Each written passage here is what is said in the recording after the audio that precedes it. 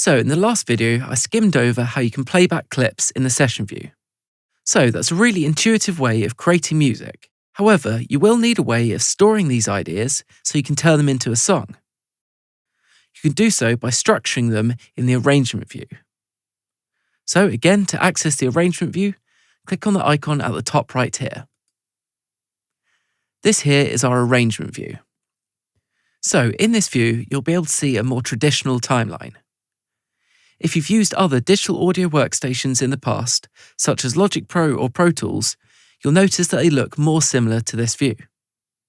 Now you'll be able to see our tracks are no longer listed across the top of the page. They have been flipped and are down the right-hand side of the screen. Along the top of the arrangement view, we have our timeline measured in bars. And along the bottom, our timeline is measured in minutes and seconds. Now, as you can see here, we already have a number of clips arranged on our timeline. This is something I previously created. You can play back your arrangement by pressing on the play button at the top. One thing to note, however, if your tracks are greyed out like this, you'll first have to press the Back to Arrangement View button. That is this icon over here. Once you press this button, you'll be able to play back your song. So if I press play now, you'll notice that our playhead is moving along the timeline, but we're not actually hearing anything. Once I press the Back to Arrangement View button, we'll be able to hear our arrangement playing back.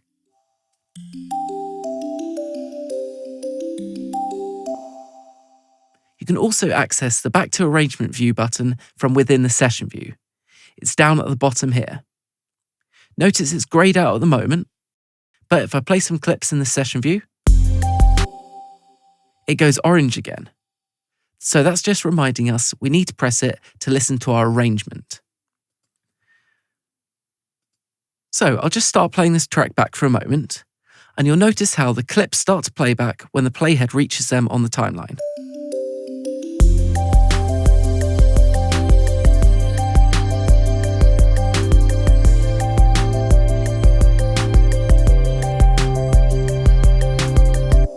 You can pause playback with either the spacebar or the stop icon at the top here. You can move the position of the playhead by clicking somewhere in the arrangement. So wherever you have selected is where you'll start playback from.